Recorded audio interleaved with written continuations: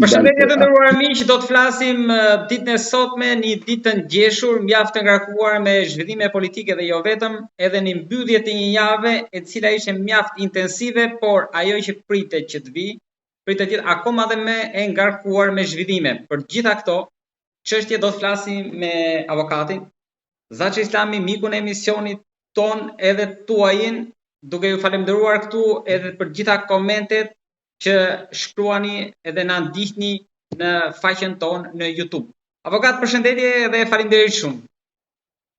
Përshëndetje, falenderoj ty, po falenderoj dhe të gjithë teleshikuesit tuaj, të cilët me komentet e tyre, me mendimet e tyre, plus apo minus, ne I duam të tëra mendimet e tyre, si do që I ka qytetari shqiptar, sepse nuk duam të na murnë, jo, s'dua lëvdata, unë dua kritika ku gabojnë ato që them, me qëllim që të mos e përsëris gabimin. Pra, përshëndetje për ju si kanal dhe si televizion, po përshëndetje edhe për teleshikuesit tuaj. Faleminderit avokat.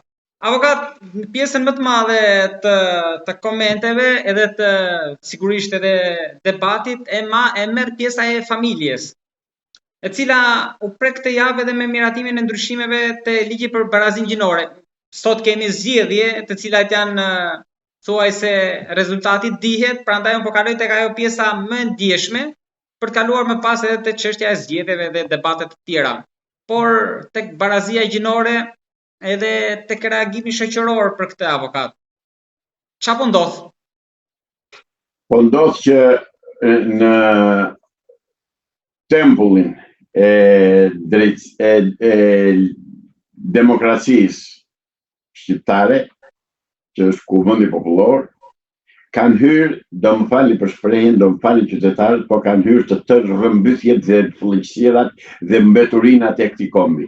Po avokati 140 nuk pas ka një të saktë që të ngrej zërin aty?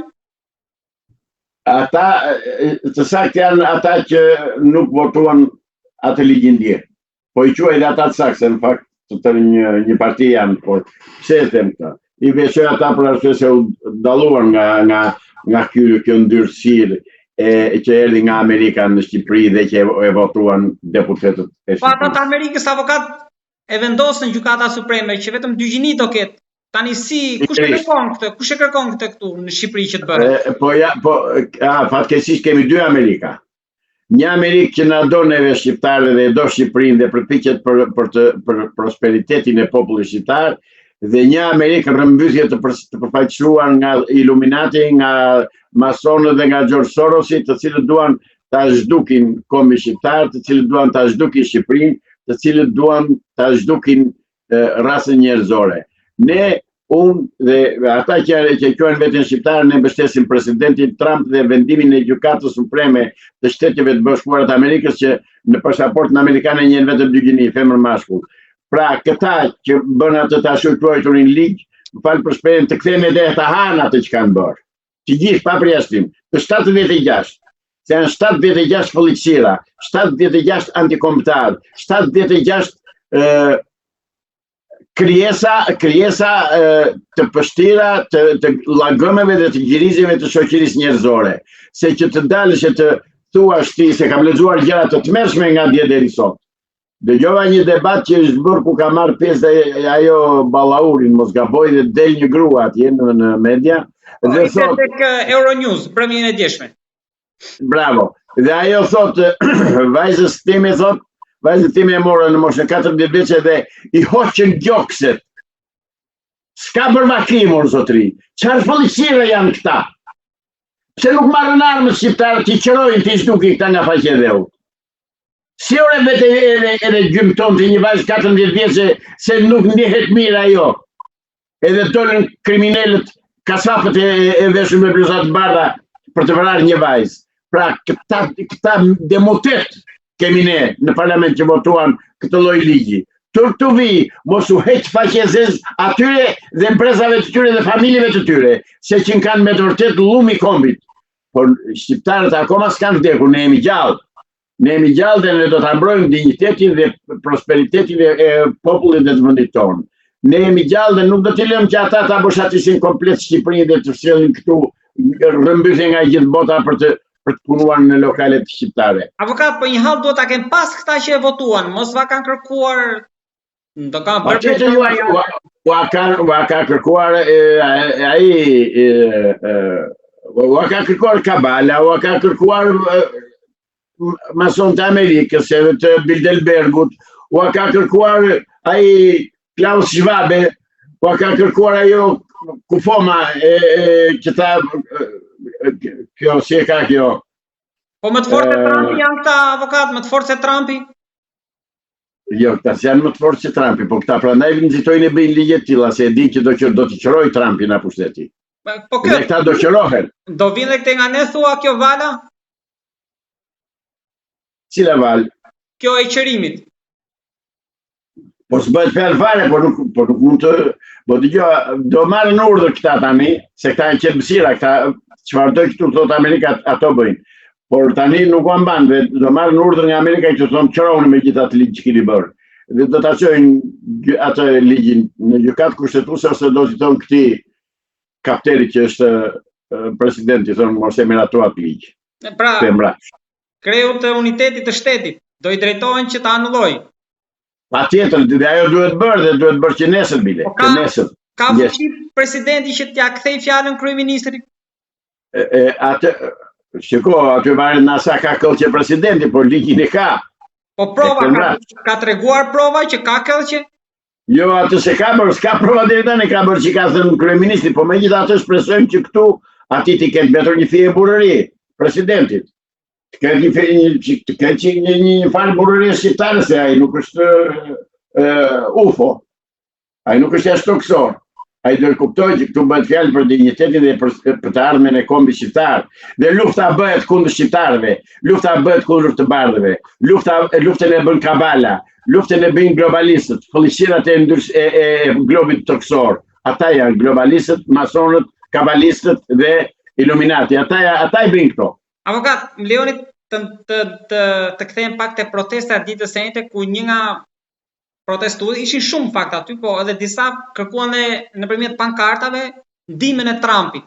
Ju mendoni që mund të jetë përcjell mesazhi Departamentit të Shtetit nëpërmjet ambasadës apo të tjerëve që janë këtu që nëse konti ka të dini një gjë, ndikjen të tëra mediat pa përjashtim.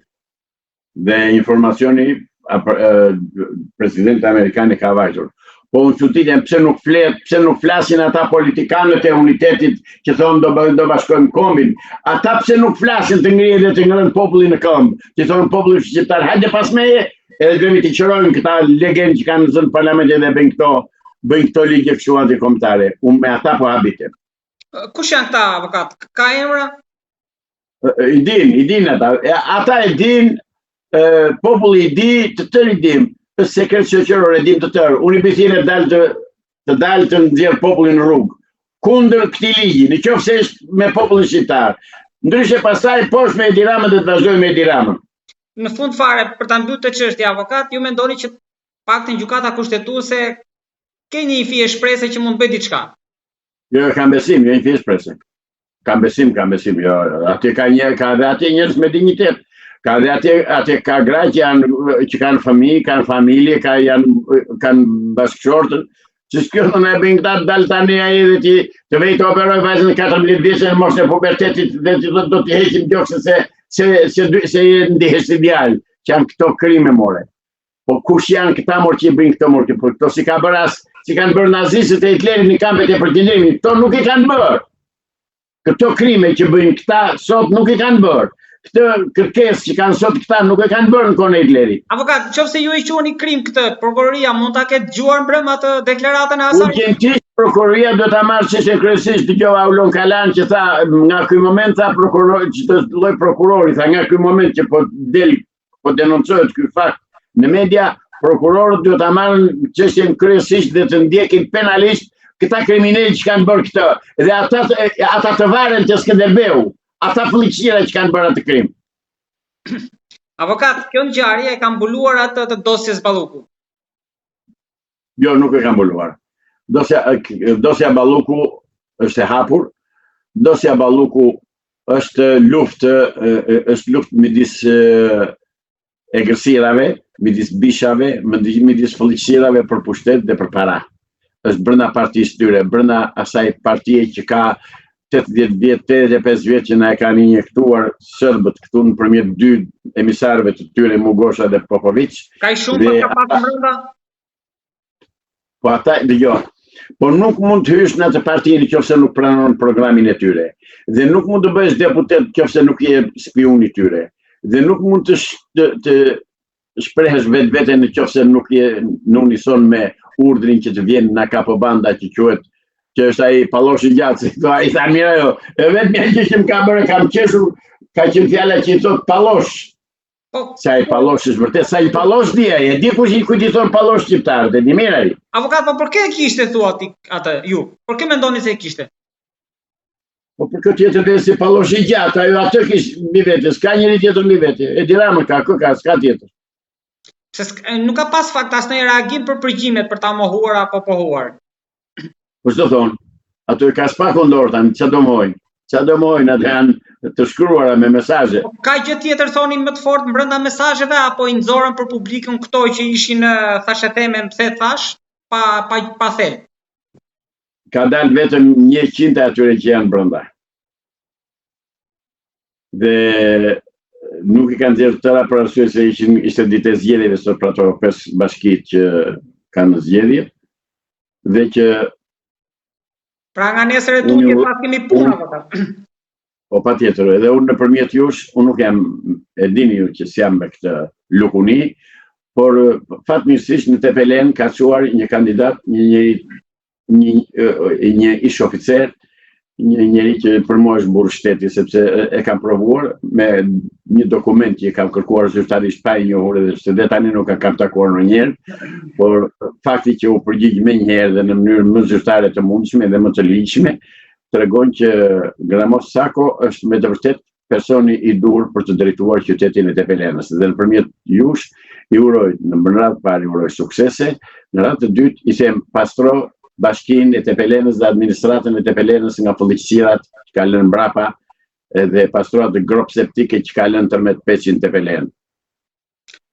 Për tërmet Peçin, patëm një komunikim për para intervistës, nisi dhe një link që shkonit që fliste për gjyshin e tij në mos gaboj. Nuk është gjyshi i tij, është xhaxhai i Tiatit, do me thënë, Shefqeti dhe gjyshi i tërmet Peçit ishin vëllezër. Dhe Shefqet Peçi në Facebook kanë botuar një shkrim për një libër që ka bërë dikush për një masakër që ka bërë Shefqet Peçi në buzmadhe të Kuksit në vitin 46, në 26 shtator të vitit 46, 1946. Dhe atje shunde. Letra thot, artikullis letra i shkoi me vonesë komandantit të brigadës sa i e mori etj. Historia e panjohur e masakrës së Buzmadhes, po e citoj. Do më falni. Ku vran 21 burra të pafajshëm. Dhe ata 21 burra i ka vrarë Shefqet Peçi, kriminali Shefqet Peçi. 21 burra. Dhe i vrau duke shkelur dhe kanunin që ka pasur qoftë labëria, qoftë malësia.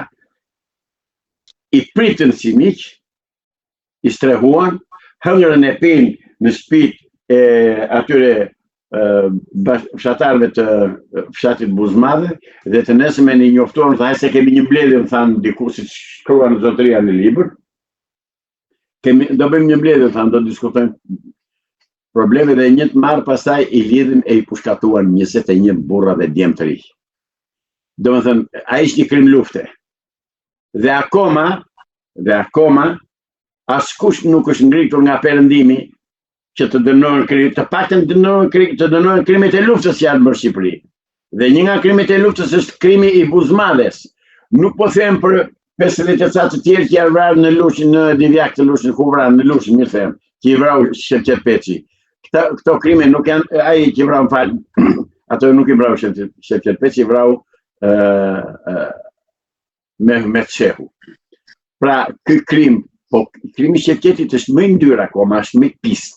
Është tamë si që fytyrën e tij ai. Sepse i pritën i ushtyen, i strehuan, u dhanë për të njërën për të pirë, dhe këta të nesër me një vranë. Dhe kjo më kujton një fabull të akrepit me mjellmën.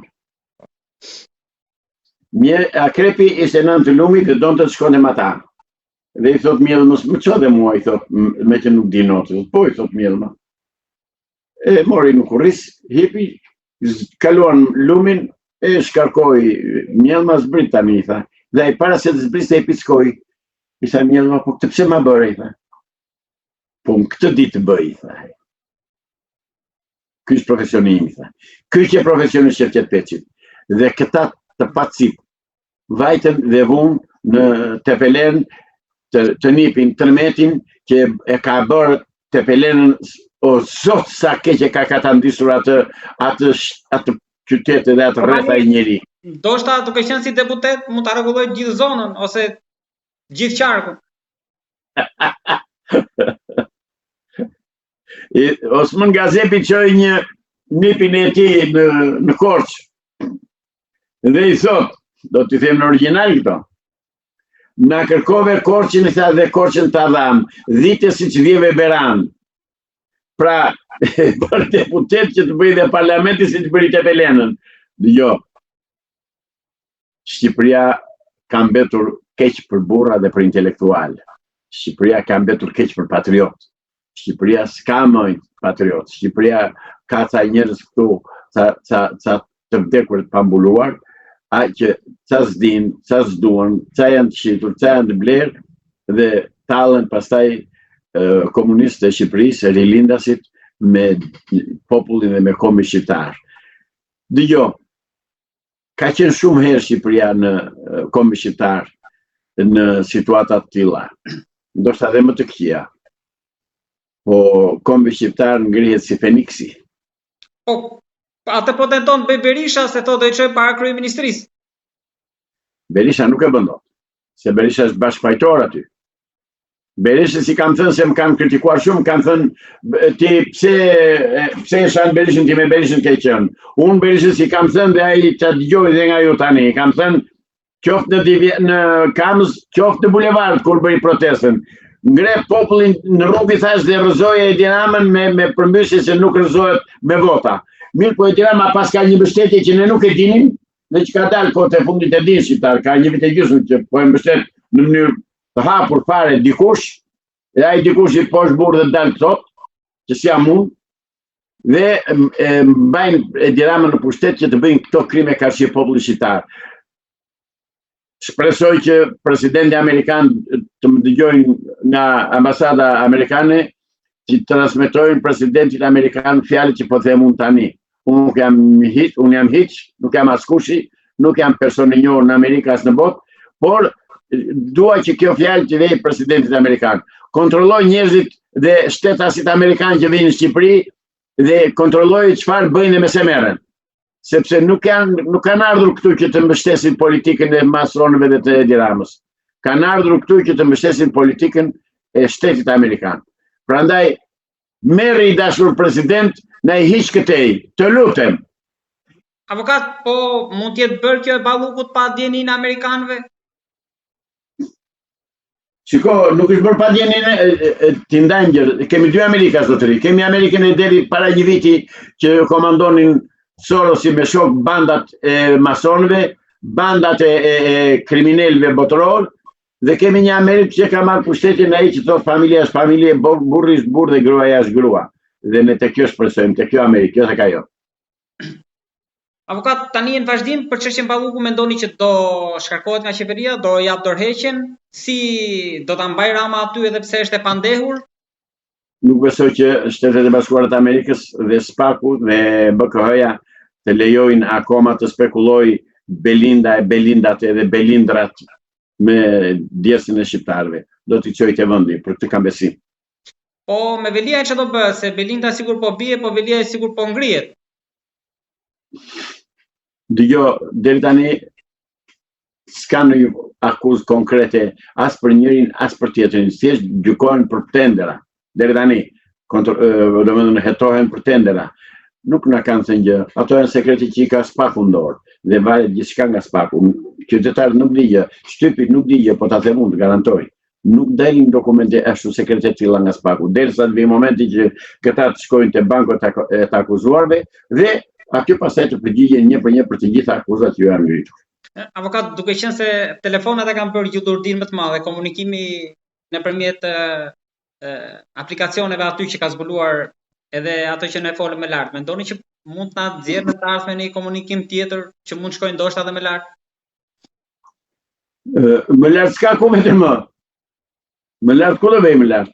Vetëm në vakt tek midis kryeministit dhe presidentit, se s'ka ku vetëm lart. Pra ata që kanë pasur për thënë i kanë thënë. Spaku i ka, telefonat i kanë, të gjitha mesazhet e tyre janë si thonë, janë dekriptuar, janë zbuluar. Dekriptuar, bravo. Janë hedhur në letër. Kështu që është i thjesht problemi. Thjesht është çështje kohe tani. Avokat, po më jep një koment për zgjedhjet në këto 5 bashki. Më bëri përshtypje rasti i Cerrikut. Dëgjova dje një djalë të ri që denoncoi kandidatin që ka caktuar Partia Komuniste Shqiptare e Edi Ramës me një kandidat që kishte ardhur nga Italia, që kishte bërë universitete, që kishte bërë shkolla të larta, që ke me të vërtet djalë përsimari për vendin. Dhe aty këta kanë vënë, kuptohet që kanë para të madhe, se komunistët i kanë para të tëra në dorë dhe i harxojnë atje kur duhet dhe paguajnë sa të duash vetëm që dalë njeriu i tyre. Dhe besoj që nuk do dalen të pestë këta kandidatët e tyre. Se s'kam dëgjuar në asnjë kontestim, s'kam dëgjuar bie fjala për kandidatin që është në Pepelen. Asnjë kontestim për Gramos Sakon. Dhe kjo më kënaq shumë, më pëlqen sepse shikoj që janë me këmbë në tokë Pepelena si tani. Ndërsa për këtë Cerriku dëgjova që kishte kontestime të mëdha, pastaj të tjerët nuk e di, nuk e njoh, po do bëhet një zgjedhje, si thua, një zgjidhje. Do bëhet një zgjidhje apo ra. Derisa të vijë data 4 vjeçare për votat për zgjedhjet bashkiake. Ndërsa Erion Velia është e pamundur që të vazhdojë të jetë më kryetar bashkie. Edhe ju jeni dakord me Ramën që ai nuk duhet jetë? Jo, s'jam dakord me Ramën, unë jam dakord kundër Ramës dhe kundër atij. Jam dhe kundër Ramës dhe kundër atij, se ata një lloj janë tjetër që u hëngrën për brashnja, për kocka. Avokat, lutem thuaj edhe diçka. 2 ditë më parë qarkulloi një lajm media që Greqia do nis shpimet për gaz këtej nga deti jon, në mos gaboj, për hidrokarbure. Pas është një kompani amerikane që kanë bërë marrëveshje ata. Tani aty mbaj mend nga vitet e kaluara që ne nuk e kemi ndarë atë vijen delimitimin vijen detare. Ju si mendoni që prekte nga ne në një arsye të përgjithshëm apo duhet nisin kërkimet pa u bërë ndarja? Ka diçka që nuk shkon këtu apo jo? Ka diçka që nuk shkon. Fatmirësisht problemin e naftës në detin jon e kam hapur unë për herë të parë në Shqipëri në vitin 2009 në 27 tetor, me një shkrim që kam botuar në gazetën Sot. Dhe kam thënë që grekët duan të ndahet ta marrë këtë pjesë të detit jon për arsye se atje ka naftë. Tani kufiri detar midis Shqipërisë dhe Greqisë është vendosur që në vitin 1954 kur i deleguar në OKB-n, mos gaboj, ka qenë ish generali shqiptar Halim Ramohito. Një oficer tamam i shtetit shqiptar i Komitej Popullit Shqiptar. Dhe ai kufi është në hartë. Tani çfarë bëjnë grekët që ne nuk dim të se di këtë tjetër, që hapësirën ajrore të Shqipërisë ja kanë dhënë ta ruaj greku, pra i kanë varur ujkut në qit në qafë.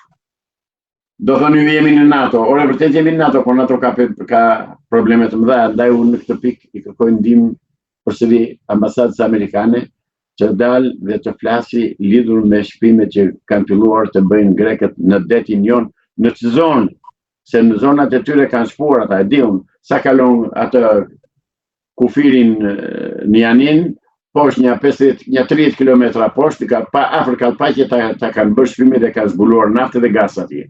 Avokat, mos e kanë marrë të kompaninë amerikane që do bëj shpimet si mbulesë në këtë rast, që edhe si mbrojtje? Patjetër, për të mos u ndier neve. Prandaj kjo për këtë i bie detyrë qeverisë shqiptare, që në fakt është regjencë greke, regjencë e grekëve në Shqipëri, pra është përfaqësuese e grekëve, kjo qeveri që kemi neve, është përfaqësuese e Deliorgjit, jo Deliorgjit, aty që quhen atë kriminalin e Himarës. Është përfaqësuese e Krisi Avgjis në Shqipëri, nuk është qeveri shqiptare, nuk është për popullin shqiptar, ne ministrin e mbrojtjes e kemi grek, e kemi thënë dhe ka deklaruar dhe vetë ai që është grek. Pra çfarë pret ti të mirë? Unë thjesht i drejtoj me ambasadës amerikane të njoftoj Departamentin e Shtetit dhe Ministrinë e Mbrojtjes së Amerikës dhe të thotë ore dalë se në Shqipëri shikosh po bëhet, të na dalin zog, në na dalin zog dhe ata. S'na dollën pastaj dhe të bëjnë, dhe t'i bajnë komunistët si që kanë, qoftë në ambasadë këtu plot me komunistë, vetëm me komunistë e kanë personelin e ambasadës, qoftë edhe gjithë komunistët që i morën në Amerikë dhe i mbajnë atje. S'kemi që temi, në pas ka dënuar historia, do t'i shtrojmë i faktit, ne s'kemi gjendor, as të luftojmë, as të pushojmë. Jo, avokat thatë që ndoshta na ka dënuar historia, tani i bie që na shpëtoi rasia. Unë të falenderoj shumë. Edhe unë ju falenderoj juve. Shpresoj që t'jeni të kënaqur dhe ju dhe dëgjuesit tuaj. Impaktin presim ta marrim për bisedën e sotme nga shikuesit, por sigurisht unë jam besim plot se mesazhet e tyre do të jenë mjaft pozitive, nisur edhe nga bisedat e së shkuarës dhe vlerësimet për ju, figurën tuaj dhe opinionet tuaja të drejtë për drejtë. Avokat, faleminderit shumë. Po, të lutem, ta bëj dhe një thirrje, të lutem. Patjetër që po. 2, jo 1. Një thirrje të gjithë opinionit dhe popullit shqiptar. Çohuni kundër këtij ligji, çohuni mos t'i rrëzojmë këta policira. Çohuni more se po na zhdukin racën. O shqiptarë, me keni mbetur akoma burra dhe gra shqiptare, çohuni të dalim të përmbysim, u them, se po na vrasin fëmijët dhe pasardhësit, po bëjnë genocid në Shqipëri. Ai ligj është ligj genocidal. Pik. Faleminderit shumë avokat dhe të diel të këndshme. Gjithashtu.